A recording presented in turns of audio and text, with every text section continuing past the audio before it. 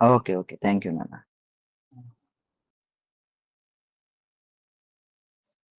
Ruth గ్రంథం నుంచి మనం పోయిన వారం మనం చూసాం.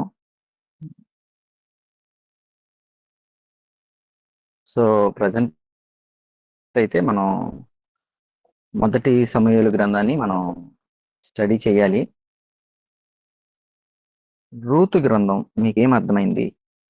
మీరేమన్నా కొంచెం ఈరోజు సెషన్ కొంచెం ఇంటరాక్షన్‌గా ఉండాలి అని చెప్పి ఆలోచిస్తున్నా. మనందరం కలిసి మాట్లాడుకుందాం. అవకాశం ఉన్నంత వరకు మాట్లాడడానికి ప్రయత్నించండి. చాలా చిన్న గ్రంథం కదా! 4 అధ్యాయాలు. మీలో ఎంతమంది చదివారు ఈ బైబిల్ స్టడీ జరుగుతున్నప్పుడు? లేకపోతే జరిగిన తర్వాత, జరగకముందు స్టార్ట్ అవుతున్నప్పుడు?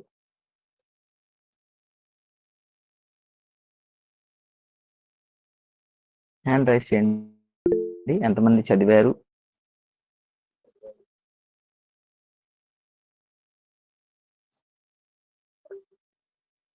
3, 4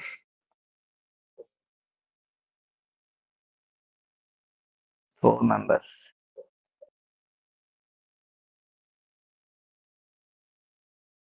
ఓకే. ఫైన్. చదివిన వాళ్ళు ఓకే. చదవని వాళ్ళు చదవడానికి ప్రయత్నించండి. ఓకేనా? ఇది దేని గురించి? లేకపోతే ఈ బైబిల్ స్టడీ గాని, లేకపోతే ఈ విధంగా మనం వారానికి ఒకసారి ఈ విధంగా కూడుకోవడం గాని దేని గురించి అంటే కేవలం సత్యం ఏంటి? ఆ సత్యం ఏ విధంగా ఉంది? అనే యొక్క ప్రయాణంలో మనం ముందుకు సాగుతున్నాం.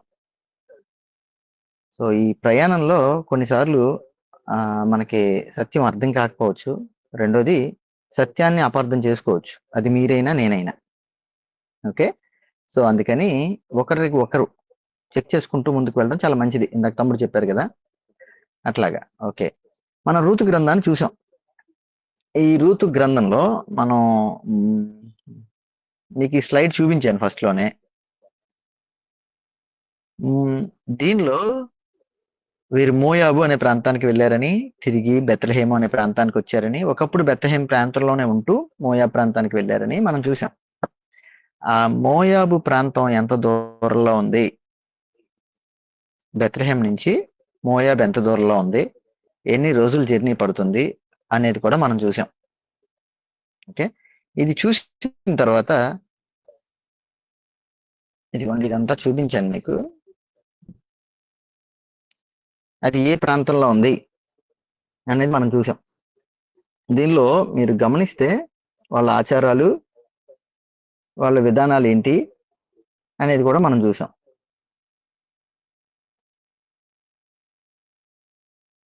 సో, మనం చరిత్రని ఎందుకు స్టడీ చేయాలి? అది ఫస్ట్ ప్రశ్న. చరిత్రను స్టడీ చేయడం వల్ల నీ చేతిలో ఉన్న బైబిల్ గ్రంథం యొక్క గొప్పతనం నీకు అర్థం అవుద్ది. రెండోది దాన్ని అపార్థం చేసుకోకుండా నువ్వు ఉండగలవు. అర్థం చేసుకోగలవు.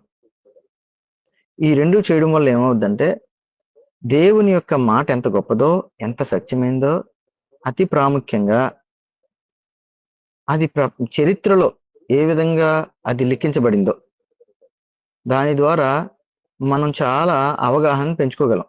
ఆ పరిస్థితులు మనం అర్థం చేసుకోగలం. దాని గురించి మనం చరిత్రను చూస్తాం. ఓకే. సో, మొన్న క్వెషన్ ఏంటి అంటే ఒక పాస్టర్ గారు ఇట్లాగా రూతు గారు మానవ బలి ఇచ్చారు అన్నట్లుగా నన్ను సిస్టర్ క్వెషన్ అడిగారు. సో, అలా బైబిల్‌లో అయితే ఎక్కడా లేదు. పోనీ చరిత్రలో ఉందా అంటే, చరిత్రలో మోయాబీలు మానవ బలి అర్పించినట్టుగా ఉంది. రూతు గారు అర్పించారా లేదా అనేది నేను ఈ వారంలో కూడా మళ్ళీ స్టడీ చేశాను దాన్ని. గురువారం నుంచి ఈ 3 డేస్‌లో నేను కొన్ని బుక్స్ అయి చెక్ చేశాను. చెక్ చేస్తే అసలు రూత్‌కి ఏ ఏజ్‌లో మ్యారేజ్ అయ్యి ఉంటది? అని మనం ఆలోచిస్తే కొంచెం అవగాహన రావచ్చు. చాలా మంది బైబిల్ పండితులు రాసిందేంటంటే, దాదాపుగా మోయాబు ప్రాంతంలో 20 సంవత్సరాల లోపే మ్యారేజ్ అయ్యే అవకాశం ఉంది ఆవిడకి. 20 సంవత్సరాల లోపే. ఆవిడకి 20 సంవత్సరాల లోపే మ్యారేజ్ అయింది. రెండో విషయం ఏంటంటే, అక్కడ దాదాపుగా బలులు అనేవి రాజులు మాత్రమే అర్పించడానికి అర్హులు. రెండోది యాజకులు, అంటే ఆ ప్రాంతానికి సంబంధించి పూజారులు ఉంటారు కదా, వాళ్ళు మాత్రమే అర్పించడానికి అర్హులు. మీకు అంటే ఇది మనం ముందే చూసాం, మళ్ళీ ఒకసారి చూడడానికి బాగుంటది కదా అని చెప్పి నేను అది ఆ స్లైడ్ పెట్టా. 2వ రాజుల గ్రంథం 3వ అధ్యాయం 26, 27 చదివితే మీకు అర్థం అవుతుంది.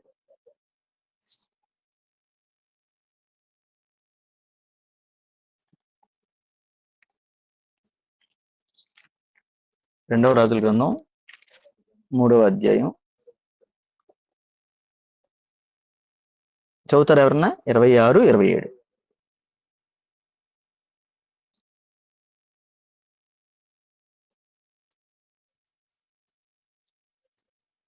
మోయాబురాజు యుద్ధము బహుకఠినముగా జరిగించుట చూచి కత్తిదూయు 700 మందిని ఏర్పరచుకుని ఎదోము రాజునొద్దకు తీసుకుని పోవుటకు ప్రయత్నించెను గాని అది వారి వలన కాకపోయెను.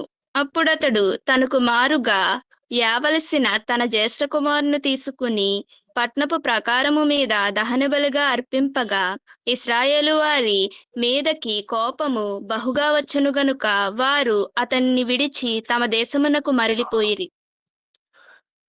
చాలా. సో ఇక్కడ మనం చూసాం మోయాబు రాజు యొక్క ప్రవర్తన. తన యుద్ధంలో ఓడిపోతున్నాడు. ఓడిపోతున్నప్పుడు తను చేసిన పని ఏంటి అంటే, వారు ఎవరినైతే నమ్ముతున్నారో ఆ యొక్క దేవుని దగ్గర తన కుమారుణ్ణి, అది కూడా తనకు మారుగా తర్వాత రాజు అవ్వాల్సిన వ్యక్తిని తీసుకెళ్లి బలిచ్చేసాడంట. ఇది రాజు చేసిన పని, మోయాబు రాజు చేసిన పని. ఓకే, ఇది బైబిల్ గ్రంథంలో నుంచి మనం చూడొచ్చు. చరిత్రలో మనం చూసిన వారి యొక్క ఆచార విధానాలన్నీ కూడా మనకు కనబడతాయి. మనం ఆల్రెడీ 7 జాతుల గురించి మనం స్టడీ చేసాం. మీకు ఎవరికైనా గుర్తుందో లేదో, దినవృత్తాంతాలుగా సారీ ద్వితీయోపదేశకాండం ద్వితీయోపదేశకాండం స్టడీ చేసిన తర్వాత న్యాయాధిపతులు స్టడీ చేసే ముందు మనం 7 జాతుల జనం ఎవరు, యెహోషువ టైంలో అనుకుంటా 7 జాతుల జనం ఎవరు, అది ద్వితీయోపదేశకాండం 7వ అధ్యాయం 7వ వచనంలో, సారీ 7వ అధ్యాయంలో మొదటి లైన్ లో మనకు కనపడతారు. ఆ 7 జాతుల జనాన్ని దేవుడు వాళ్ళతో పాటు ఉంచొద్దన్నారు. వాళ్ళతో సహవాసం గాని వాళ్ళతో సంబంధాలు గాని ఉండద్దు అని చెప్పారు. వాళ్ళని ఎందుకు దేవుడు తొలగించమన్నారు అనే వివరణ చదువుతూ అవన్నీ చదివాం. వాళ్ళందరిలో ఉన్న కామన్ పాయింట్లు ఏంట్రా అంటే, వాళ్ళందరిలో కూడా కామన్ గా ఉన్నది ఏంటి అంటే, వారి యొక్క ఎవరినైతే వాళ్ళు నమ్ముతున్నారో అక్కడ అర్ధనగ్నంగా ఆరాధన చేయటం, లేకపోతే పూర్తి నగ్నంగా ఆరాధన చేయడం. బయలు దేవతకి అలాగే చేసేవారు. రెండోది మానవ బలులు అర్పించేవారు, జంతువుల బలులు కూడా అర్పించేవారు. ఇది అక్కడ ప్రాంతంలో చుట్టుపక్కల ఉన్న ప్రతి ఒక్కరి దగ్గర కనిపిస్తుంది. ఆ మాటే దేవుడు చెప్తూ ఇజ్రాయేలీల్ని బయటికి నడిపిస్తూ, నువ్వు ఐగుప్తు ఆచారాల చొప్పున కాక నువ్వు వెళ్తున్న కానాను దేశంలో ఉన్న ఆచారాల చొప్పున నాకు చెయ్యకూడదు అని కనబడుతుంది అనమాట. సో ఆ పర్టికులర్ గా ఆ చుట్టూ ఉన్న ప్రతి ప్రాంతంలోనూ అదే పరిస్థితి ఉంది. అయితే ఈ బలులు అర్పించే వాళ్ళు ఎవరు అనేది మనం గనక ఒకవేళ చరిత్రలో చూస్తే గనక, మనకి బైబిల్ గ్రంథంలో చూసినా బయట చూసినా గానీ దాదాపుగా ఆ ప్రాంతంలో ఉన్న ప్రధానమైన రాజులు ఎవరైతే ఆ రాజ్యాన్ని పరిపాలిస్తున్నారో వాళ్ళు, రెండోదిగా వాళ్ళకి అక్కడ యాజకులుగా ఎవరున్నారో వాళ్ళు. మీరు గమనిస్తే ఏలియా టైంలో బయలుకి సంబంధించిన ప్రవక్తలు ఉంటారు 850 మంది.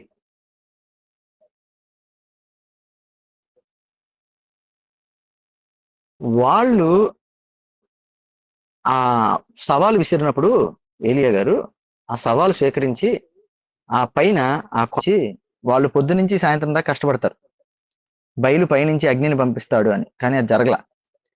ఏలియా గారు ప్రార్థన చేస్తుండగానే ఆ కార్యం జరిగిపోయింది. సో దాదాపుగా ఈ బలులు అనేవి అక్కడ ఆ ప్రాంతంలో జరిగే విధానం ఏంటి అంటే, ఎవరైతే యుద్ధానికి వెళ్ళడానికి సిద్ధపడ్డారో వాళ్ళు, రెండోది ఎవరైతే రాజులుగా ఉన్నారో వాళ్ళు, అది అతి ప్రాముఖ్యంగా మగవారు, ఆడవాళ్ళు కాదు. చరిత్రలోని చూస్తే బైబిల్ గ్రంథంలో చూసిన మనకు కనిపించేది యాజక ధర్మాన్ని, అంటే అది ఏదైనా కానీ, నేను ఈ మాట అంటున్నాను ఇది అనుకోవద్దు. యాజక ధర్మం అంటే బైబిల్లో ఉన్న యాజక ధర్మం గురించి నేను మాట్లాడట్లా. బయట అన్యమత విధానాల్లో ఉన్న విధానం గురించి నేను మాట్లాడుతున్నా. నేను అది కూడా కొన్ని బుక్స్ నేను ఆల్రెడీ దానిలో లైఫే బైబిల్ స్టడీ చదవండి, లేకపోతే బైబిల్ నాలెడ్జ్ కామెంటరీ అని ఒకటి ఉంది, డల్లాస్ థియలాజికల్ సెరమనీ వాళ్ళది. అది తీసుకున్నా. మీకు దాదాపుగా కనిపించేది ఏంట్రా అంటే, కేవలం వాళ్ళ ఆచారాల్లో వాళ్ళ రాజులు గాని, లేతే అక్కడ పూజించడానికి ఎవరైతే ఉంటారో వాళ్ళు గాని, అది కూడా పర్టికులర్‌గా మగవాళ్ళే. ఈ బలులు అర్పించడానికి ముందుకెళ్ళేవాళ్ళు. వాళ్ళే బలులర్పించేవాళ్ళు. అది కూడా దాదాపుగా 20 సంవత్సరాలు లేతే 30 సంవత్సరాలు దాటిన వాళ్ళు మాత్రమే. గమనించాలి. ఇది చరిత్రలో నుంచి మనం మాట్లాడుకుంటుంది. సో, ఇవన్నీ మనం చూస్తే గనక మనకు కనబడేది ఏంటి అంటే, రూతు గారి యొక్క వాళ్ళ యొక్క పితరులు, నేను ఆ మాట మొన్న కూడా అన్నాను. పితరులు ఒకవేళ అర్పించే అవకాశం ఉందేమో, కానీ రూతు గారు అర్పించే అవకాశం మాత్రం లేదు. ఉన్నట్లుగా ఏ యొక్క చరిత్రలో అయితే చెప్పట్లేదు. అది ఏ యొక్క బైబిల్ పండితులు, పీహెచ్‌డీ చేసిన వాళ్ళు కూడా మనకు చెప్పట్ల. దీనికి ఇంకొక చిన్న వివరణ ఏంటంటే, మనం హెర్మెనెటిక్స్ అనే దాన్ని ఒకసారి చూడాలండి. హెర్మెనెటిక్స్ అంటే బైబిల్‌ని మనం ఎలా అర్థం చేసుకోవాలి? ఎంతవరకు మన సొంత ఊహల్ని దానిలో పెట్టుకోవచ్చు. అది. లేతే సొంత ఆలోచనలు దానిలో పెట్టుకోవచ్చు. ఎంతవరకు అంటే, ఆ చుట్టూ ఉన్న పరిస్థితులన్నీ స్టడీ చేసి, ఆ హిస్టారికల్ బ్యాక్‌గ్రౌండ్‌ని స్టడీ చేసి, దాని వరకు మనం బైబిల్‌లోకి తీసుకోవచ్చు తప్ప, దానికి మించి మనం బైబిల్‌లోకి దాన్ని ఆపాదిస్తే, అది ఒక రకంగా మనం పొరపాటు పడినట్టు అవుతది. ఇంకొంతమందిని పొరపాటులో నడిపించినట్టు అవుద్ది. సో, అవతల వ్యక్తి దేన్ని బేస్ చేసుకొని చెప్పారో అనేది మనకు తెలీదు. రెండో థింగ్ ఏంటి అంటే, అవతల వాళ్ళు ఏ బుక్‌లోంచి స్టడీ చేశారో తెలీదు. అసలు అవతల వాళ్ళు రూతు గారు చేశారు ఈ పని అని అన్నారా? లేతే రూతు గారి పితరులు చేశారా అనే సంగతి కూడా మనకు తెలీదు. ఫైనల్‌గా మనం చూస్తే బైబిల్ గ్రంథాన్ని బేస్ చేసుకున్న, ఆ టైంలో ఉన్న చరిత్ర పుస్తకాలు, లేతే బైబిల్ పండితులు చెప్పింది బేస్ చేసుకున్న, ఏ యొక్క చోట కూడా ఆడవారు బలి ఇవ్వటానికి ఆ యాజక విధానంలో వాళ్ళు లేరు. సో, ఎవరు. రెండోది, ఒకవేళ ఇద్దాం అనుకున్నా ఇవిడికి వయసు సరిపోదు. మూడోది, ఇస్తే రాజులో, లేతే పూజారులో, లేతే యుద్ధానికి వెళ్ళడానికి సిద్ధపడిన వాళ్ళు మాత్రమే ఈ పనులు చేసేవారు. సో, దాదాపుగా మనం చూసుకుంటే మనకు కనబడేది ఏంటి అంటే, రూతు గారు ఆ కార్యాన్ని చేసినట్టుగా మనకెక్కడ కనిపించట్లేదు. ఓకే. ఇంకేమన్నా మీకు క్వెషన్స్ ఉన్నాయా?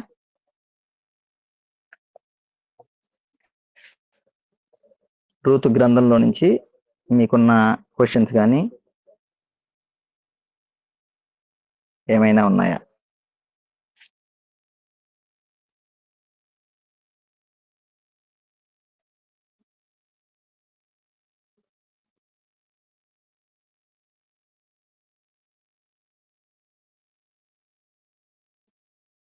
ఎనీవన్?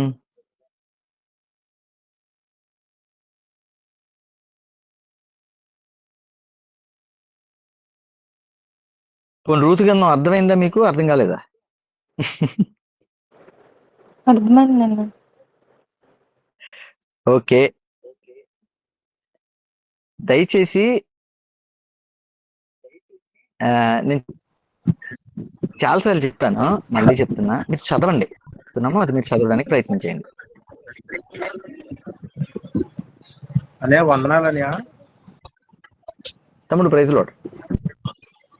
అదే నాకు న్యాయాధిపతుల్లో ఒక డౌట్ ఉంది అడగనాని. చెప్పండి. అదే యోక్తా గురించి. అది యోక్తా తన కుమార్తెను బలి ఇచ్చేసాడా లేక ప్రతిష్ఠించాడని? వాస్తవంగా అయితే బలి ఇవ్వడం అనేది మనకి అక్కడ కనపడుతుంది. తమ్ముడు మీది మ్యూట్ చేసుకుంటారా? నాకు మళ్ళీ వినిపిస్తుంది.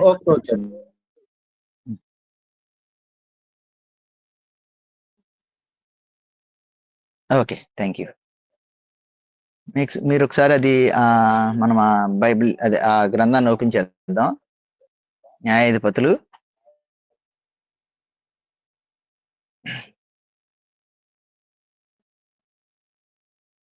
ఒకసారి ఓపెన్ చేయండి.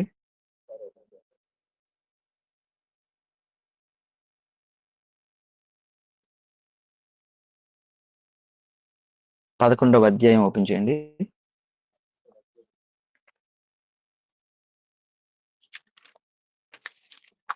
పదకొండులోనే దగ్గర ఉంది.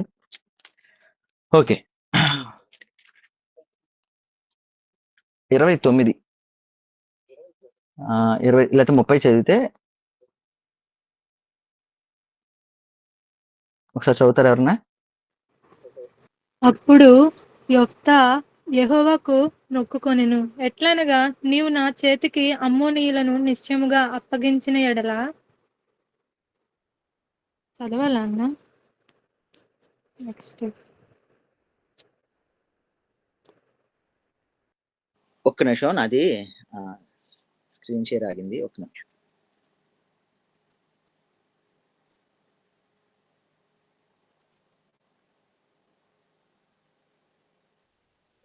వినబడుతుందా? వాయిస్ క్లియర్ అయినా? వినిపిస్తుందన్న. ఓకే. యెఫ్తా యుద్ధానికి వెళ్తూ దేవుని దగ్గర మొక్కున్నాడు. ఏమనంటే అమోనీయుల మీదకి వెళ్తూ, ఒకవేళ నేను క్షేమంగా తిరిగి వచ్చేస్తే, 31 నేను అమోనీయుల యొద్ద నుండి క్షేమంగా తిరిగి వచ్చినప్పుడు నన్ను ఎదుర్కొనుటకు నా ఇంటి ద్వారము నుండి బయలుదేరి వచ్చినదేదో అది యెహోవాకు ప్రతిష్ఠిత మగును. ఈ మాట ఆయన చెప్పడానికి గల కారణం ఏంటంటే, నేను ఒకసారి ఒక 2 మినిట్స్ వెయిట్ చేయండి, నా దగ్గర ఉంటది, అది మీకు చూపిస్తాను. వాళ్ళ యొక్క ఇజ్రాయేలీల ఇల్లులు ఆ టైంలో ఎలా ఉండేవి అనేది మనం చూస్తే మనకు చాలా బాగా అర్థం అవుతుంది.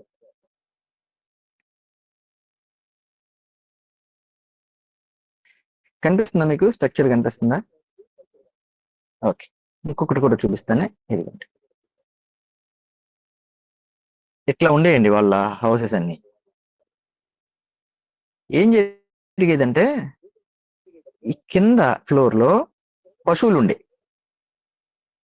మీరు ఇక్కడ చూడండి, గొర్రెలు కానీ వాళ్ళు యూజ్ చేసే పాత్రలో. నెక్స్ట్ వాళ్ళకి అవసరమైన అన్ని కింద ఉండేవి. వాళ్ళు పండించుకున్న పంట అవ్వచ్చు, యూజ్ చేసిన పాత్రలు అవ్వచ్చు, గొర్రెలు అవ్వచ్చు, గడ్డి అవ్వచ్చు, పశువులన్నీ కూడా కింద ఉండే. దాదాపుగా వీరికి ఉండే పరిస్థితి ఎలా ఉండేదంటే, ఇదిగోండి ఈ కింద చూడండి, మీకు అర్థమవుతుంది యానిమల్స్ ఎట్లా ఉన్నాయో. The animals are kept in downstairs. ఈ విధంగా ఉండేది. డెఫినెట్లీ ఈయన ఏమనుకున్నాడంటే, నేను యుద్ధం నుంచి వస్తాను, గెలిచి వచ్చిన తర్వాత డెఫినెట్లీ ఏదో పశువు వస్తుంది, సో దాన్ని మనం బలి ఇవ్వచ్చు అనే ఉద్దేశంతో, ఆ ఇంటెన్షన్ తో ఆయన మాట చెప్పేశారు. కానీ తీరా చూస్తే జరిగింది ఏంటంటే 34వ వచనం, యెఫ్తా మిస్పాలో ఉన్న తన ఇంటికి వచ్చినప్పుడు అతని కుమార్తె తంబురతోనూ నాట్యంతోనూ బయలుదేరి అతనికి ఎదుర్కొన్నాను. అంతే, ఒకసారిగా షాక్ అయ్యాడు. అయితే దేవుడు ఇక్కడ ఏం చెప్తున్నారు? ధర్మశాస్త్రం దగ్గరికి వెళ్దాం. ఒక బలి ఎలా జరుగుద్ది? ఎందుకంటే వెంటనే వెళ్ళిపోయి సరే అయితే నేను మాట చెప్పేశాను, అందుకని నేను తలకాయ నరికేస్తాను అనే టైప్ జరగదు. ఒకవేళ చేయాలన్నా యెఫ్తా చేయడం కుదరదు. ఎవరు చేస్తారు అంటే, ఇది తీసుకెళ్ళి ఇస్తే అక్కడ ఉన్న యాజకులు చేస్తారు. అప్పటికే వాళ్ళకి ప్రత్యక్ష గుడారం ఉంది కదా, యాజకులు చేస్తారు ఆ పని. ఈయన చేయడానికి అవకాశం లేదు. యాజకులు చేస్తారు కాబట్టి యాజకుల దగ్గరికి వెళ్ళాలి. యాజకులు ఎక్కడికి వెళ్తారు? ధర్మశాస్త్రం దగ్గరికి వెళ్తారు. అది విషయం. ద్వితీయోపదేశకాండం 12వ అధ్యాయం 31.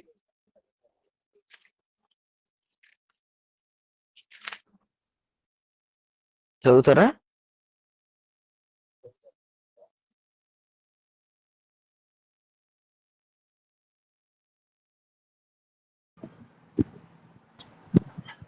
తమ దేవతలకు వారు చేసినట్లు నీవు నీ దేవుడైన యెహోవాను గూర్చి చేయవలదు. ఎలయనగా యెహోవా ద్వేషించు ప్రతి హేయక్రియను వారు తమ దేవతలకు చేసిరి. వారు తమ దేవతల పేరట తమ కుమారులను తమ కుమార్తెలను అగ్నిహోత్రములో కాల్చివేయుదురు కదా. తర్వాత కింద కూడా చదివాను, 32 కూడా చదువుతాము. నేను మీకు ఆజ్ఞాపించుచున్న ప్రతి మాటను అనుసరించి చేయవలెను. దానిలో నీవు ఏమీయు కలపకూడదు, దానిలో నుండి ఏమీయు తీసివేయకూడదు. ఈయనే కాదు, మీరు లేవియాకాండం చదవండి. లేవియాకాండంలో మీరు ఎక్కడ చూసినా ఈ బలి అనే కార్యక్రమం ఎక్కడ జరగాలి అంటే, ఏదైతే ప్రత్యక్ష గుడారం ఉందో ఆ గుడారానికి బయట ఆవరణ ఉంటది. ఆ ఆవరణ ప్రాంతంలో ఒకసారి అది కూడా మీకు చూపించడానికి నేను ప్రయత్నం చేస్తా, మనకి అర్థం చేసుకోవడానికి ఈజీగా ఉంటది. చదవండి.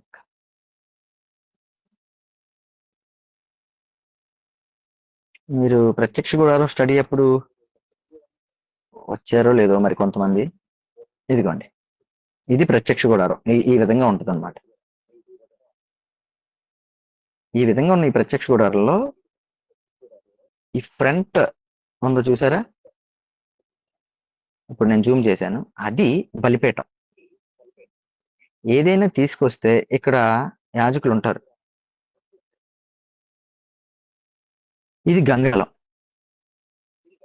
ఓకే, తర్వాత ఇదంతా ఆవరణ, బయట ఉన్నదంతా ఇది గుడార ప్రాంతం అన్నమాట. దీనిలో మధ్యలో ఉన్న స్టార్టింగ్ లో ఉండే స్థలాన్ని పరిశుద్ధ స్థలం, ఈ లోపల మందసం ఉండే స్థలాన్ని అతి పరిశుద్ధ స్థలం అంటారు.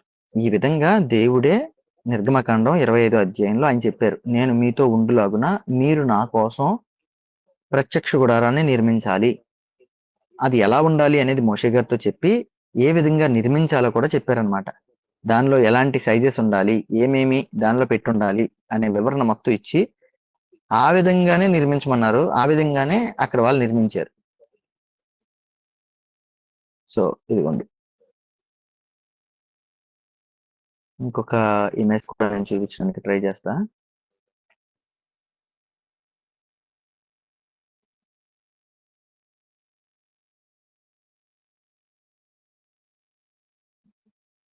దీనిలో కొంచెం మీకు కనిపిస్తుందా ఆ బలిపీఠం ఎట్లా ఉంటుంది ఏంటని. మీరు ఏదైనా కానీ ఇక్కడ తీసుకురావాల్సిందే. సో పశువునైతే బలి ఇచ్చేవారు, మనిషిని బలి ఇవ్వటానికి లేదు. ఎందుకు లేదు అంటే దేవుడు చాలా క్లియర్ గా చెప్పారు, అన్యులందరూ అలా చేస్తారు, నువ్వు అలా చెయ్యకూడదు. యెఫ్తా తనకు తానుగా పనిచేయడానికి లేదు. తను ఒకవేళ తన కూతుర్ని బలి ఇవ్వాలనుకున్నా ఎక్కడికి వెళ్ళి ఇవ్వాలి అంటే ప్రత్యక్ష గుడారం దగ్గరికి వెళ్ళే, అప్పుడే అది దేవుడికి అర్పితం అవుతుంది, లేకపోతే దేవుడికి అవ్వదు. అందుకని ఎట్టి పరిస్థితుల్లో యాజకుడి దగ్గర తీసుకెళ్ళాలి. యాజకుడి దగ్గర తీసుకెళ్తే యాజకుడు ధర్మశాస్త్రం దగ్గరికి వస్తాడు. ధర్మశాస్త్రంలో ఇలాంటివి జరిగితే నేనేం చెయ్యాలి అని. సో మనం చూస్తే బైబిల్ గ్రంథం మొత్తం మీద మనుషుల్ని ఇచ్చినప్పుడు ప్రతిష్ఠిత అంటారు దాన్ని. ప్రతిష్ఠ చేయటం.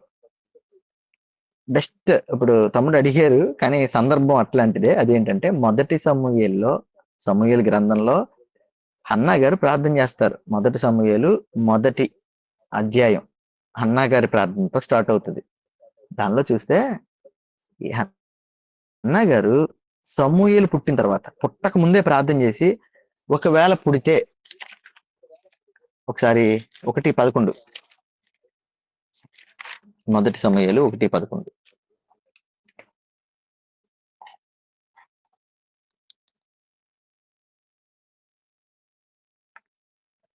చదువుతారు ఎవరన్నా? సైన్యములకు అధిపతివగు యెహోవా, నీ సేవకురాలని నాకు కలిగి ఉన్న శ్రమను చూచి నీ సేవకు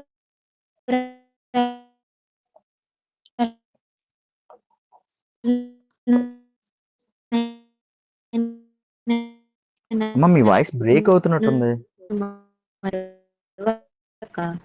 జ్ఞాపకం చేసుకొని నీ సేవకురాలనైన నాకు మగపిల్లను దయచేసిన యెడల వాని తల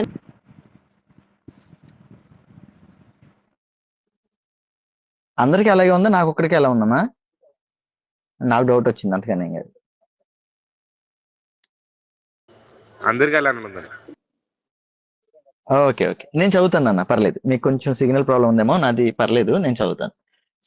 సైన్యములకి అధిపతి యెహోవా, నీ సేవకురాలైన నాకు కలిగి ఉన్న శ్రమను చూచి నీ సేవకురాలనైనా నన్ను మరొక జ్ఞాపకం చేసుకుని నీ సేవకురాలనైన నాకు మగపిల్లలను దయచేసిన ఎడల వాని తల మీదకి క్షౌరపు కత్తి ఎన్నటికి రానియక వాడు బ్రతుకు దినములన్నిటిను నేను వాణ్ణి యెహోవా వగు నీకు అప్పగింతునని మొక్కుబడి చేసుకొనెను.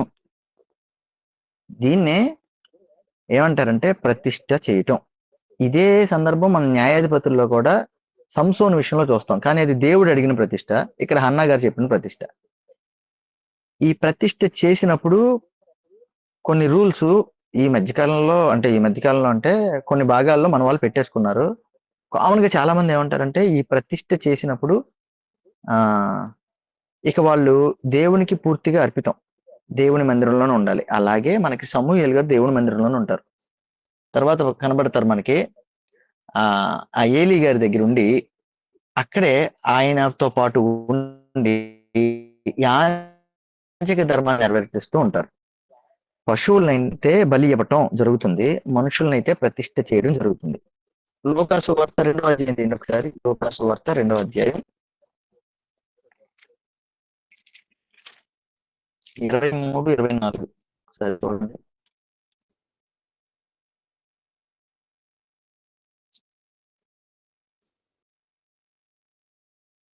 ఇరవై 22-24 చదవండి ఒకసారి.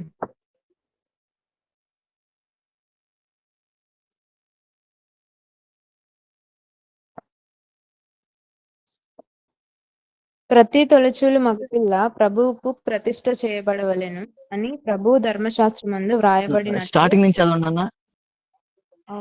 స్టార్టింగ్ నుంచి చదవరా? మోషే ధర్మశాస్త్రం చెప్పున. మోషే ధర్మశాస్త్రము చొప్పున వారు తమ్మును శుద్ధి చేసుకొను దినములు గడిచినప్పుడు ప్రతి తొలిచూలు మగపిల్ల ప్రభువుకు ప్రతిష్టము చేయబడవలెను అని ప్రభు ధర్మశాస్త్రమందు వ్రాయబడినట్లు ఆయనను ప్రభువుకు ప్రతిష్ఠించుటకును ప్రభు ధర్మశాస్త్రమందు చెప్పబడినట్టు గువ్వల జతైనను 2 పావురపు పిల్లలనైనను బలిగా సమర్పించుటకును వారు ఆయనను యెరూషలేమునకు తీసుకొని పోయిరి. ఇది యేసుక్రీస్తు వారిని ప్రతిష్ఠించిన విధానం.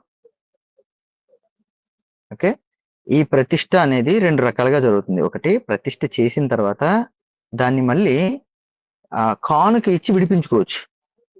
రెండోది, ప్రతిష్ఠ చేసింది ఇక దేవుడికి అర్పించేసి దేవుని పనిలోనే దాన్ని వారిని ఉంచేయచ్చు. ఈ 2 జరుగుతాయి అన్నమాట. ఇప్పుడు మనం యెఫ్తా దగ్గరికి వద్దాం.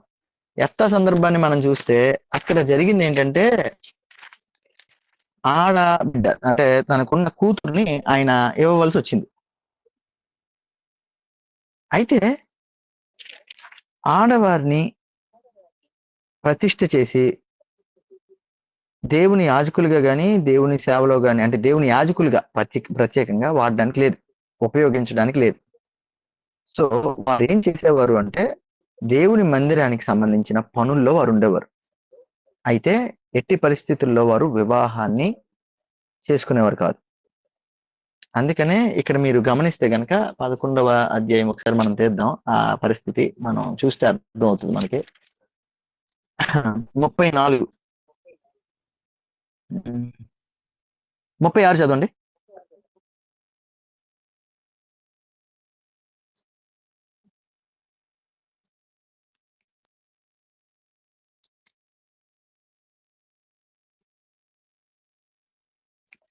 ముప్పై 37 న్యాయాధిపతులు 11వ అధ్యాయం 36-37.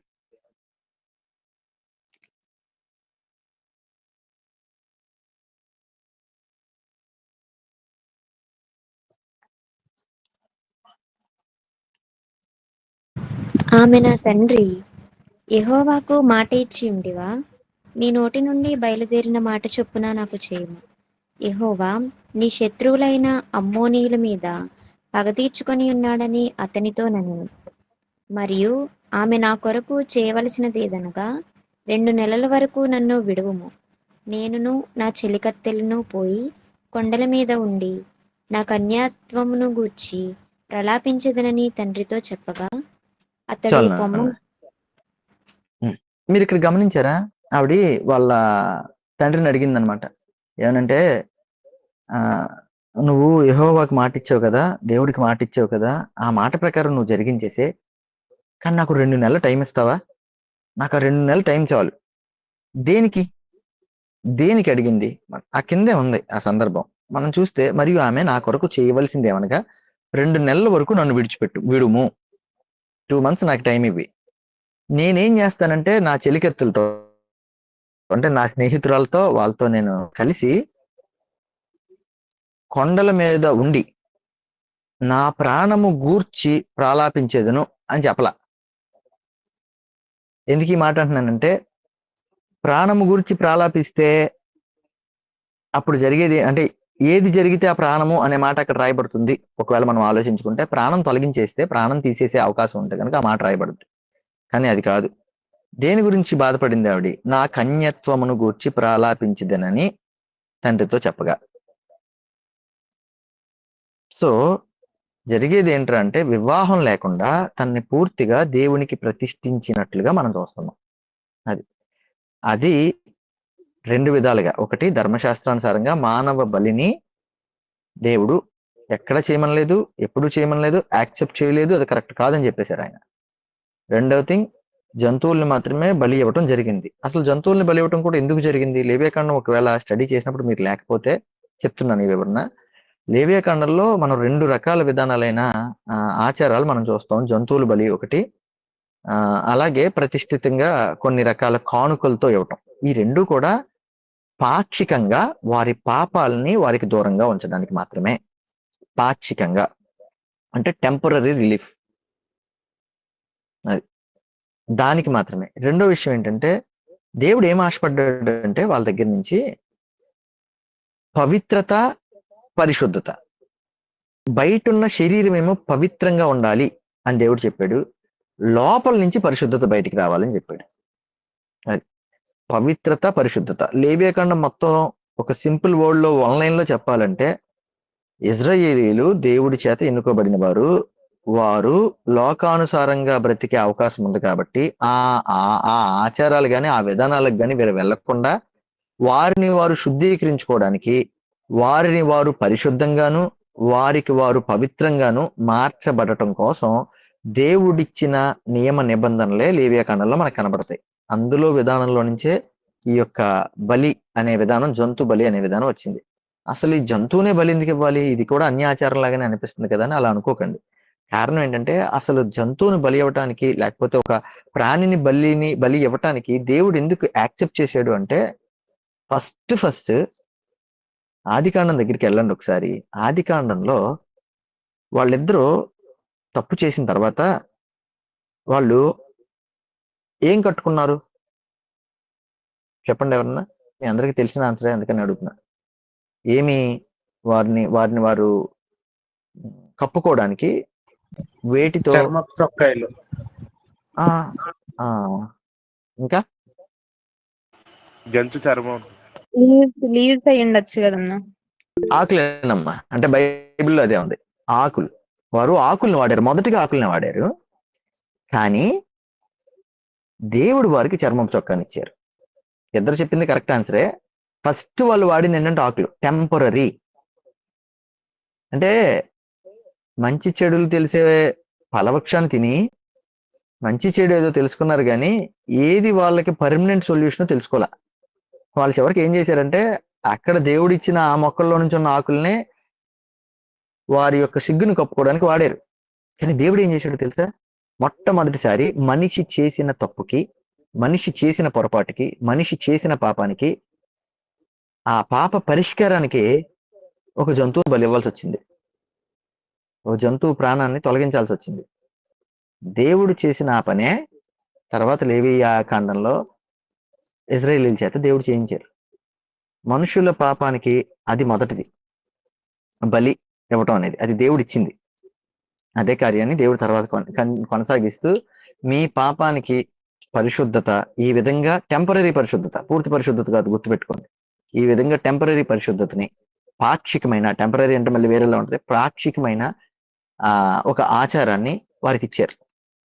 దానిలో 2 విషయాలు ఉన్నాయి. ఒకటి, అప్పట్లో జంతువులంటే చాలా ఆస్తితో సమానం. అది గొర్రెలైనా ఆవులైనా ఏదైనా. ఒకటి, ఒకవేళ పాపం చేస్తే నేను మళ్ళీ అంత డబ్బుని వెచ్చించాలి అని భయపడిన పాపాన్ని ఆపుతారు. రెండోది, అందరి ముందు అది చాలా తప్పుగా కనిపిస్తుంది. నేను వీడు ఏదో తప్పు చేశాడు అందుకని బలిస్తున్నాడు అని. ఈ రెండిటిని బట్టైనా వాళ్ళు కంట్రోల్ అవుతారు అని. అది 4 గోడల మధ్యలో చేసేది కాదు అది. ఆ జంతువు బలైనా ఏదైనా. ప్రత్యక్ష గుడారానికి వచ్చి యాజకుడి దగ్గర ఆ తప్పుని ఏదైతే ఉందో అది ఒప్పుకొని చేయాల్సిన పని. సో ఫైనల్ గా అడిగిన క్వశ్చన్ కి అయితే ఆన్సర్ ఏంటంటే జంతువునైతే బలి ఇవ్వడానికి దేవుడు అంగీకరించారు. ఎందుకంటే ఆయన బలి ఇచ్చి మనిషి చేసిన పాపానికి ఓకే, మనిషిని అయితే ప్రతిష్ఠించడానికి మాత్రమే ఒప్పుకున్నారు దేవుడు. అలా ప్రతిష్ఠించడానికే, అది కూడా ప్రాముఖ్యంగా ఆడవారిని, ఆ టైంలో ఉన్న ఆడవారిని వారు వివాహం లేకుండా ఉండులాగున ప్రతిష్ఠిత జరిగిందనమాట. మీరు సేమ్ ఇదే విధానం తర్వాత జనరేషన్స్ మారినా కానీ అదే విధానాన్ని పెట్టుకుని మనకి రోమన్ క్యాథలిక్స్ ఉంటారు కదా, ఆర్సిఎం, దానిలో సిస్టర్స్ అని ఉంటారు. వాళ్ళందరూ అదే విధానంలో ఆ విధానాన్ని అనుసరించే వారు వివాహం లేకుండా ప్రతిష్ఠ సేవ చేయడానికి వాళ్ళు ఆ విధంగా ప్రతిష్ఠించుకున్నారు. సో అక్కడి నుంచి వచ్చింది అది. సో యెఫ్తా తన కూతురుని అయితే బలి ఇవ్వలేదు, ప్రతిష్ఠిత చేశారు. దానికి మనం తీసుకునే ఆధారం ఏంటంటే తను తన కన్యత్వం గురించి ప్రలాపించను అనే మాట. Okay, thank you. దాదాపుగా 8:45 అయింది. అర్థమైందనే భావిస్తున్నా. ఇంకేదన్నా ఒకవేళ దీని నెక్స్ట్ డౌట్ ఏమన్నా ఉన్నా అడగండి, ఇబ్బంది ఏం లేదు. దయచేసి జ్ఞాపకం పెట్టుకోండి, మనందరం కూడా బైబిల్ గ్రంథాన్ని సరైన క్రమంలో అర్థం చేసుకోవడానికి ప్రయత్నం చేస్తున్నాం. అయితే నాకున్న అలవాటు చెప్తున్నానే, కొంచెం తప్పుగా భావించకండి. నేను చాలా అందరికీ అర్థమయ్యే లాంగ్వేజ్ లో బైబిల్ చెప్పాలని ఆశపడతా. మీరు ఒకవేళ ఏదైనా క్వశ్చన్ అడిగినా కానీ కొంచెం దాన్ని కొంచెం డిఫరెంట్ గా సింగిల్ నేను ఆన్సర్ చెప్పాలని ప్రయత్నం చేస్తాను. డిఫరెంట్ గా అంటే ఏదో చెత్త ఆన్సర్ లేకపోతే కవరింగ్ ఆన్సర్ అని కాదు, కానీ సరదాగా మీరు తీసుకోవాలని చెప్పి అంతే, అంతగా ఏం కాదు. రెండో విషయం ఏంటంటే మనం ఎవరిని తక్కువ చేసి మాట్లాడడం. అయితే దేవుడు ప్రజలందరినీ కూడా ఒకే స్థాయి,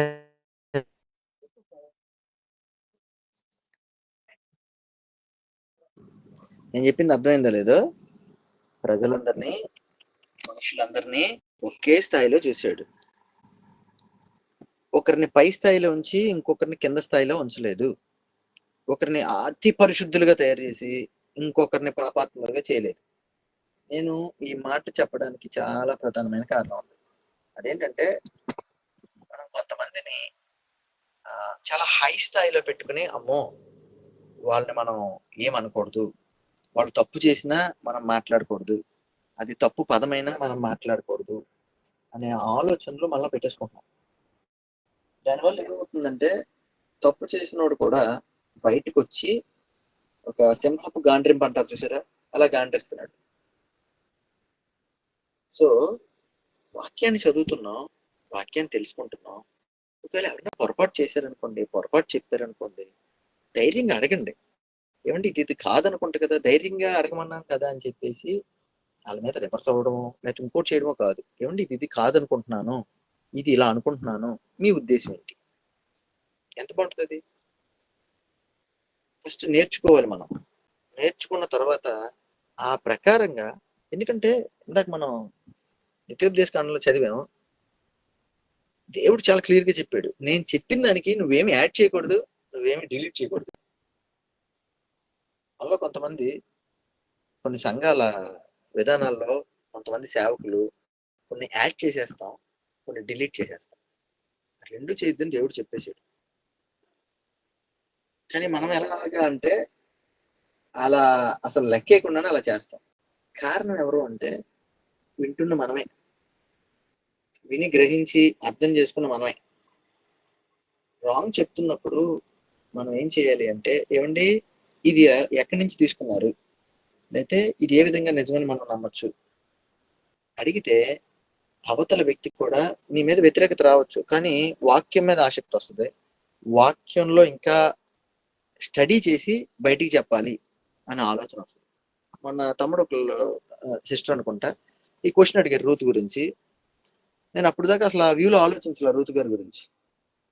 ఎప్పుడైతే ఆ మాట వచ్చిందో నేను వెంటనే దాదాపుగా 6 పుస్తకాలు నేను స్టడీ చేశాను. ఒక 6 వెబ్సైట్స్, మెయిన్ వెబ్సైట్స్ ఉన్నాయి కొన్ని. డల్లాస్ వాళ్ళది, ఇంకోటి 2, 3 ఉన్నాయి. జాన్ మెకాథర్ గారిది. వాళ్ళ దానిలో వాళ్ళ కామెంటరీలు చదివా, ఎక్కడైనా ఉందా. సో ఒక క్వశ్చన్ మనల్ని ఏం చేస్తుందంటే, అది నన్నైనా మిమ్మల్ని అయినా పెద్ద సేవకులు ఎవరైనా ఎవరినైనా వాళ్ళని వాళ్ళు సరి చేసుకోవడానికి అవకాశం వస్తుంది. రెండోది వాళ్ళు స్టడీ చేయడానికి అవకాశం వస్తుంది. సో అడగడానికి మొహాట పడద్దు. తప్పు చెప్తున్నప్పుడు ఏమండి ఇది కాదనుకుంటా, ఇలా కాదనుకుంటా, నాకు అర్థం కాలేదు అని అడగడం తప్పేం కాదు, అడగండి. అందుకనే బైబిల్ స్టడీ మనకు జరుగుతుంది. నేను మీ దగ్గర నుంచి క్వశ్చన్స్ ఆశిస్తున్నా, క్వశ్చన్స్ రావట్లేదు. సో మొదటి సమూయేలు గ్రంథం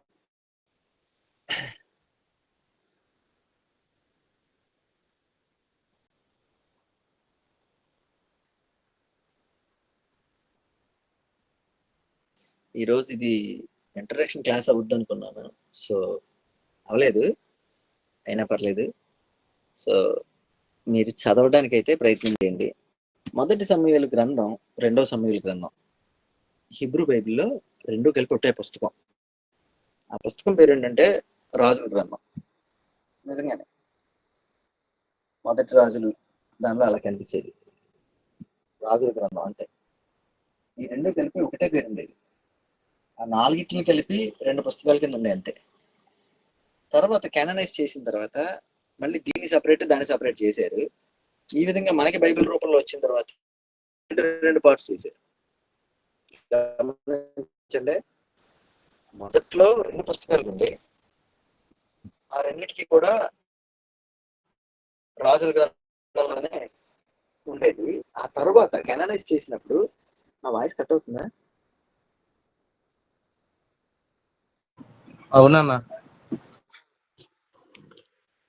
ఇప్పుడు ఓకేనా? ఓకే అన్న. ఓకే. సో దాదాపుగా ఇది 110 సంవత్సరాల చరిత్ర. మొదటి సమూయేలు గ్రంథం ఒకటి 110 సంవత్సరాల చరిత్ర. 31 అధ్యాయాలు కనపడతాయి. 110 సంవత్సరాల చరిత్ర మనం చూడబోతున్నాం. రాసింది ఎవరో అనేది క్లారిటీ లేదు. వాస్తవంగా అయితే సమూయేలు పేరుంది కాబట్టి సమూయేలు గారు అనుకుంటారు. కానీ ఆయన ఈ గ్రంథం మధ్యలోనే మరణించినట్టుగా మనం చూస్తాం. ఓకే, దావీదుని అభిషేకించిన తర్వాత ఆయన మరణించినట్టుగా మనం, తర్వాత నాతాన్ వస్తారు. వాస్తవంగా చెప్పాలంటే ఇది ఎవరు రాశారు అనే క్లారిటీ అయితే ఇప్పటికి కూడా ఎవరికీ లేదు. బైబిల్ పండితులు కూడా సగం సమూయేలు రాసుంటారు, ఆ తర్వాత భాగాన్ని నాతాన్ రాసుంటారు అని చెప్తారు. ఇంచుమించు ఈ 110 సంవత్సరాల చరిత్ర ఎవరెవరు కనపడతారంటే 40 సంవత్సరాలేమో ఏలీ గారు కనపడతారు. ఏలీ గారు అప్పట్లో ప్రధాన యాజకుడు, న్యాయాధిపతుల తర్వాత ప్రధాన యాజకుడిగా ఉన్నదే ఏలీ గారు. తర్వాత ఒక 20 సంవత్సరాలు సమూయేలు గారు ప్రధాన యాజకుడిగా ఉన్నారు. తర్వాత 10 సంవత్సరాలు సమూయేలు గారి కుమారులు ప్రధాన యాజకులుగా ఉన్నారు. ఆ తర్వాత 40 సంవత్సరాలు సౌలు రాజ్య పరిపాలన చేశాడు. మీకు మొదట ఏలీ గారు 40 సంవత్సరాలు, తర్వాత సమూయేలు గారు 20 సంవత్సరాలు, సమూయేలు గారి కుమారులు వాళ్ళు ఒక 10 సంవత్సరాలు. అక్కడికి 40 + 30 70 సంవత్సరాలు. సౌలు గారు ఒక 40 సంవత్సరాలు. అక్కడికి 110 సంవత్సరాలు. మనం ఈ మొదటి సమూయేలు గ్రంథంలో అదే చూస్తాం. చాలా ఆశ్చర్యంగా అనిపించే విధానం ఏంటంటే, ప్రవక్త పుట్టుకతో మొదలవుద్ది, రాజు మరణంతో ఎండ్ అవుద్ది. ప్రవక్త పుట్టుక. ఆ ప్రవక్త ఎవరో కాదు, సమూయేలు గారే. ప్రధాన యాజకుడి పుట్టుక, ఆయన కూడా సమూయేలు గారే. విచిత్రం ఏంటంటే, న్యాయాధిపతిగా కూడా ఆయన 3 రోల్స్ పోషించారు. ఆయన ఒకవైపు న్యాయాధిపతిగా, రెండో వైపు ప్రవక్తగా, తర్వాత ప్రధాన యాజకుడిగా 3 పనులు చేసినట్టుగా మనం చూస్తాం. ఓ ప్రవక్త పుట్టుకతో ప్రారంభం అవుద్ది మొదటి అధ్యాయం. 31వ అధ్యాయానికి వచ్చేటప్పటికి రాజు మరణంతో ఎండ్ అవుద్ది. ఈ గ్రంథాన్ని మనం వచ్చే వారం నుంచి చాలా వివరంగా చూద్దాం. కొన్ని చరిత్ర ఆధారాలతో, చరిత్ర విధానాలతో మనం చూడబోతున్నాం. సో మీరందరూ చదివి రావటానికి ప్రయత్నం చేయండి. చదివి ఆసక్తి కలిగి మీరు వస్తే డెఫినెట్లీ కొన్ని ఆలోచనలు మీకు కలుగుతాయి. దీనిలో కొన్ని మామూలుగా కొన్ని ఇన్సైట్స్ ఇస్తాను. ఏంటంటే అసలు ఏఫోదు సమూయేలు గారు 6 సంవత్సరాల వయసు నుంచి ఏఫోదు ధరించినట్టుగా ఉంటుంది. అసలు ఏఫోదు అంటే ఏంటి? ఇది మనం చూస్తాం. ఏఫోదు ఏ విధంగా తయారు చేస్తారు, లేకపోతే అసలు ఎందుకు చేశారు, దానిలో ఏ ఏ భాగాలు ఉంటాయి, ఇవన్నీ మనం చూస్తాం. నెక్స్ట్ అభిషేకం అంటే ఏంటో మనం చూస్తాం. ఎందుకంటే అభిషేకం మీద చాలా కన్ఫ్యూజన్ ఉంది మనకి. సో అభిషేకం అంటే ఏంటో మనం చూస్తాం. రెండోది సౌలు విషయంలో దేవుడు ఒక మాట అంటాడండి, ఇతన్ని రాజుగా చేసినందుకు నేను చింతిస్తున్నాను అనే మాట ఉంటుంది. దేవుడు చింతించడం ఏంటి? దీనిలో అతి ప్రాముఖ్యంగా మొదటి సమయంలో దేవుని చిత్తం గురించి మనకు బాగా తెలుస్తుంది. దేవుని చిత్తం ఎలాంటిది అనేది. తర్వాత ఏలీ గారికి 2 కుమారులు ఉంటారు, సమూయేలు గారికి 2 కుమారులు ఉంటారు. అసలు వాళ్ళ చరిత్ర చూస్తే ప్రజెంట్ మనకి ఇప్పుడున్న చరిత్ర కనబడుద్ది. వాళ్ళ చరిత్ర, ఆ పిల్లల చరిత్ర ఒక 3 పాయింట్స్ దగ్గర వాళ్ళు పడిపోతారు. ఆ 3 పాయింట్స్ మనకు చాలా ఉపయోగపడతాయి. అవి మనం చూస్తాం. తర్వాత మందసాన్ని నమ్మి మందసాన్ని తీసుకెళ్తే యుద్ధం గెలుస్తాం అనుకుంటారు, కానీ గెలవరు. పైగా ఆ మందసం శత్రువుల చేతిలోకి వెళ్ళిపోద్ది. ఎందుకు అలా జరిగింది? అసలు మందసం అంటే ఏంటి? ఒకవేళ మీలో చాలా మంది ప్రత్యక్ష గుడారం టైంలో ఒకవేళ వచ్చి ఉండకపోవచ్చు. అసలు మందసం అంటే ఏంటి అది మనం చూస్తాం. సో ఫైనల్ గా దేవుడు మొదటి సమూయేలు గ్రంథాన్ని ఎందుకు మనకి ఇచ్చారు, దానిలో నుంచి మనం తెలుసుకోవాల్సిన ఏంటి, మనం నేర్చుకోవాల్సిన ఏంటి, మనం సరి చేసుకోవాల్సిన ఏంటి, ఇవన్నీ మనం చూస్తాం. ప్రార్థనాపూర్వకంగా చదివి రావడానికి ప్రయత్నం చేయండి. Okay, thank you. ప్రార్థన చేద్దాం. మొదటి సమూయేలు గ్రంథం ఏదో కొద్దిగా ప్రారంభించడానికి దేవుడు కృప చూపించారు. ఒక మంచి ప్రశ్న, దానికి సమాధానం ఇవ్వడానికి దేవుడు కృప చూపించారు. ప్రార్థన చేద్దాం. మా దేవా, మా ప్రభువా, ఈరోజు మీరు మమ్మల్ని చాలా విషయాల్లో మీరు మాకు సహాయం చేశారు ప్రభువా. రూతు గ్రంథాన్ని కొన్ని భాగాలు చూడడానికి కృప చూపించారు. రూతు యొక్క పితరుల యొక్క చరిత్రను మేము చూడడానికి కృప చూపించారు. అలాగే యెఫ్తా యొక్క కుమార్తె విషయంలో తను చేసిన పని ఏంటి, అది ప్రతిష్ఠిత చేశారా, లేదు అంటే బలి అర్పించారా అనే విషయాన్ని మేము చూసాం. దానిలో ఒక భాగంగా ప్రభువా తన కన్యత్వం గురించి తను ప్రాలాపించింది అనే విషయాన్ని మేము గమనించి, దేవా దాన్ని బట్టి ఆమె ప్రాణం అయితే పోలేదు, కానీ కన్యత్వాన్ని మాత్రం దేవునికి అర్పించిందని మాకు అర్థమైంది ప్రభా. దేవా మేము కూడా నాయన బైబిల్ చదువుతున్నాము అంటే చదివిన వాళ్ళుగా కాకుండా దేవా పరీక్షించి చదివి